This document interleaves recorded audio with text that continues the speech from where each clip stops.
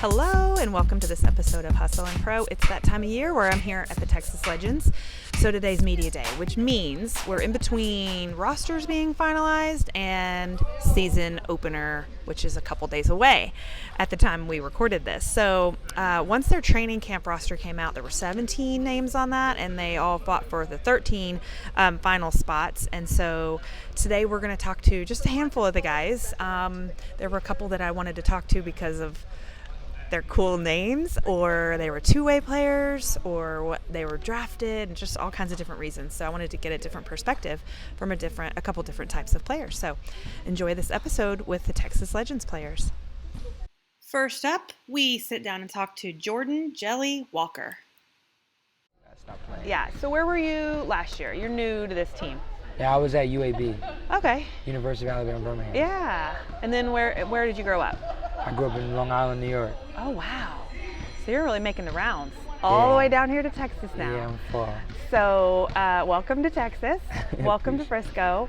Who are you looking forward to, like when you find out you get on this squad, who are you looking forward to playing with, or like in our Mavs organization eventually getting up there? Like what are you looking forward to? I was What's with the your goal? Mavs for the preseason. Okay. Yeah. And I got to be with Kyrie. Yeah?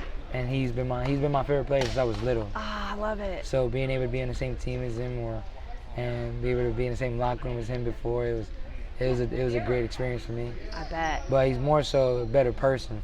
Take outside of basketball, he's a really great person. He's more like a big brother to me. So, and we definitely connected more when I was over there, and we speak all the time now. So that's awesome. Yeah, I love that. You're not the first person I've heard talk about him like that. I feel like he does a good job of being an older player and talking to the younger guys about what's up and what to expect. Absolutely. And does he give you advice? Does he just listen to you? What does he? He gives me advice. He listens to me, but he just tells me what I need, or that he wished people would have told him when he was younger. So, yeah.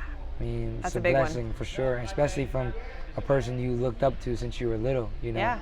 Coming from that person where you watch every night. Yeah. You watching him every night, every highlight, every game, Yeah. Having every one of his shoes, so that's cool. It was amazing. It's so cool.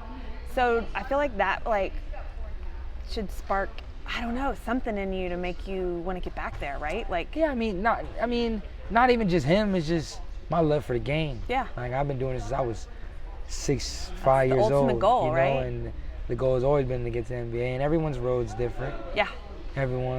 Especially in this sport, this league. For sure. It is. It's back cutthroat. And forth, up and down, it's over, cutthroat. back. It's cutthroat. But the people who endure, the people who overcome adversity, the people who don't get distracted and stay level-headed and understand the main goal is the main goal, and that every day I'm trying to attack that main goal, and that's getting to the NBA, Yeah. But you got to be, at the same time, though, people forget that this is a blessing, too. Oh, yeah. It's a lot of people where I'm from and from New York that wish they were in my position, Sure. Wish they were in a position where they can get paid to play basketball. Yep. To be considered a professional basketball player. So I don't take this for granted at all. Of course, everyone wants to be in the NBA and all that, and then that's my goal, and that's what I'm going to continue to strive for. But at the same time, I'm blessed to be here. Right. And I don't ever want anyone to feel as though he's constantly just looking at the NBA, and of course that's my goal, but this right here today is a blessing. Every day I wake up is a blessing. I love that perspective, because you're right. Yeah. When you're younger and people talk about okay, you got all these thousands of youth basketball players, yes. and then only whatever small percentage makes it to get to play in college, yes. right? And then that gets cut down to the 0.5% that's Not going to be able to play whatever it is, right? It gets demolished where yes. there's these tiny slivers of places you can go play pro, right? Yeah. Where that's your job, your life for a while. And so you're one of those small percentage of people who gotten to continue. Absolutely. So I love that perspective, that you're not just okay, I'm here, but. Nah, no, but especially because my oldest brother passed away. My oldest brother passed away my senior year of high school. Oh, gosh. That changed my perspective on a lot of things. And it made me understand I'm grateful for every day. Right. Tomorrow might not be, promised in this, right. Because I didn't think, he was going to pass away that day. So it's I just constantly always believe every day is a blessing. Every day is a blessing. Right. Every day I'm allowed to get up in the morning and God wakes me up in the morning is a blessing to me. So I try not to take that for granted, you know. So I feel like, and that's what got me here, you know. Well, I think that probably makes you a good teammate too. Absolutely. Like there's those extra things that are more than just the on the court stuff. Absolutely. But like I can tell because of the way you interact with everybody here Absolutely. today. But that attitude probably makes you really like valuable in the room and just like around your people. Absolutely, because a basketball team is bigger than just basketball, you know, especially if you want to win. Like there's a lot of players who are great at basketball, but a lot of the off the court stuff consist of winning, and it's like the little things, and it's the little details, you know, that consist of winning. It's like following what the coach says, like, hey, if you need to be somewhere at this time, be somewhere at this time. Yeah.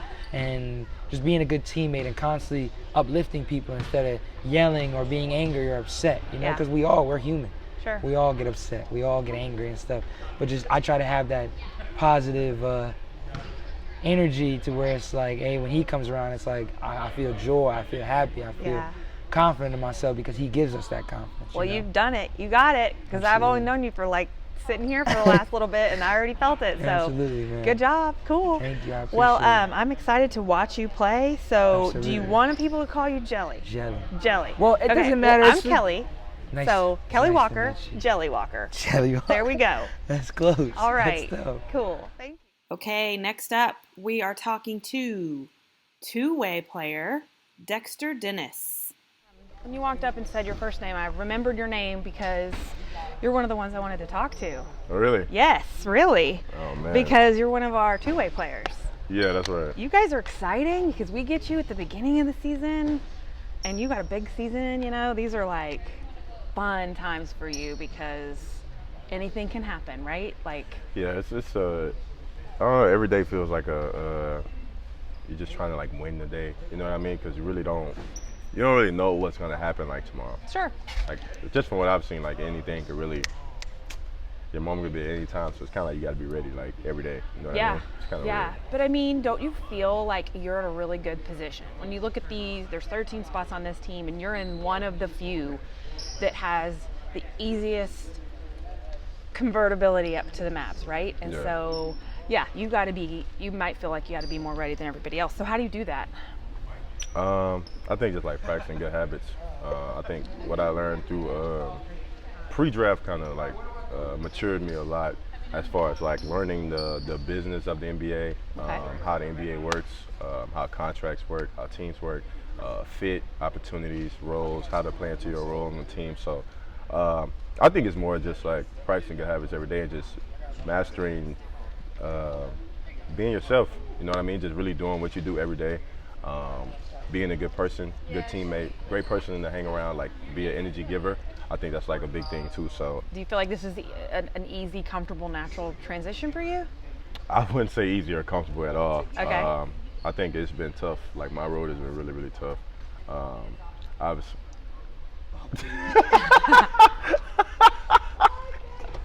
Nah, obviously, my road is different. I wasn't a top 10 pick, wasn't the first, second round pick, undrafted. I didn't go to Portsmouth. I didn't get no G League camp invites, no NBA combine invites, pretty much nothing. So my road has been it's been really, really tough. It's been a lot of uncomfortable at times. But I think the more comfortable you get with being like uncomfortable, I think you'll be fine. Yeah. Because it'll be a lot of situations like things feel uneasy. It's new situations, new people you're around. But like I said, I think if you're organic and being yourself and you have no ill will towards anybody, you're looking to help people, I think good things come back for you. But I think that's just been me so far, like just really rolling with the punches. Like whatever happens is like, cool, what's next? You know what I mean? That's like, good. how do we get through it? How do we get better from it, et cetera, et cetera. All right, when I met you a while ago, Brittany said you were the biggest personality, something like that. Why'd she say that? What? I don't know. Why did Brittany say that? I don't know. Why did you say he's a big personality?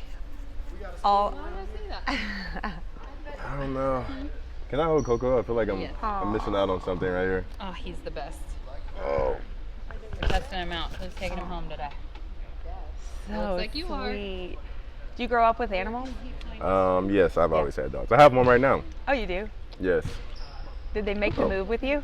I'm moving into my apartment first, and Okay. then I'm gonna bring him up here. But I was looking for a second dog. I just wanted to get settled in first. Oh, You know what I boy. mean? So It's like it's meant to be then. Coco, this is Aw. What's your dog's name? his name is Venom. Venom. Yeah, he's a big softie though. Aw. No worries. Real big softie. He's a teddy bear. So, but I'm sorry. Back to your question. Oh no, it's I was just wondering, like, since I don't know you yet, like what made her say that? But no, I can see it. You're very talkative and very like approachable. I love it. I mean, just energy giver. Yeah, you know what and I'm saying? I'm Make like, people feel good. as I'm talking to you, I'm looking at all your tattoos, and so like I see faith before fear. I think that one sticks out because it's the only one with like color on it, right? Yeah. Or one of the only ones. That's like What am I not seeing here? I got to something. get better at being me. I got to get better at being me. So it's like, not unapologetically, but just like, just being who you are. Don't let nobody dim your light. Don't let nobody steal your energy and change who you are, unless it's for the better. You know Right. what I mean? Like there is Always. sometimes with constructive criticism, and you I know feel like you might have that's messed up. So. Always a part of life, though, right? Right, You can exactly. never say, I'm done being better. Right. So I'm done changing. oh yeah, I feel like as long as you're like working on you, being you, but trying to also get better with your flaws and weaknesses, whatever, I think you'll be fine. Yeah. You were at A&M, right? I was. Did you do 4 years there? How I long were did you? 4 years at Wichita State. Okay. And then I did 1 year One at at A&M. A&M. Okay. So, Wichita State mostly, and then A&M. yep. So then where'd you grow up? I grew up in Baton Rouge, Louisiana. Okay. Yeah, so I'm down south, man. Yeah. Feel me? So when a while ago we were standing here and you said you hadn't been in here yet, when did you actually get here to Frisco? Like, Ooh, maybe 2 weeks ago. yeah, okay, Yeah, 2 weeks. Yeah, 2 Sometimes weeks ago. it's like yesterday. Yeah, You never man, know. it's crazy. This all moves really quick. It's really, really fast. So, yeah. So you're just um, getting settled. yeah. But had you been to, I mean, obviously you played for a year in Texas, so you've been to some parts of Texas before. Right. Being our state neighbor and all. College Station Louisiana. is like 3 hours, 3.5, Yeah. something like that from here. Not No, too bad. Not too bad. Yeah. So I don't know what you'd heard about this team and this system and this organization, but what are you most looking forward to here? Man, really just the opportunity to play and get better. I know our main team, the Mavs, they keep a close eye on us here.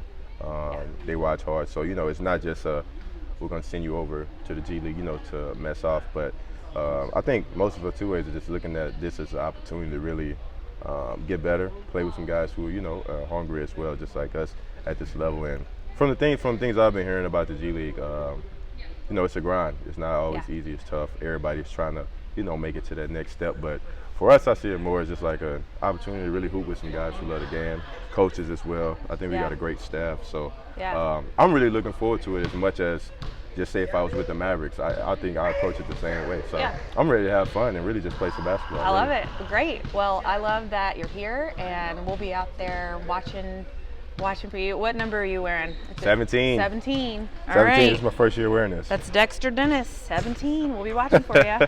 Me and Coco. All right. Cool. All right, we got Mike Miles. What are you wearing, number 0? Yes. Is that a placeholder, or is that going to be your number? No, it's my number this year. All right, cool. That's easy to spot out there.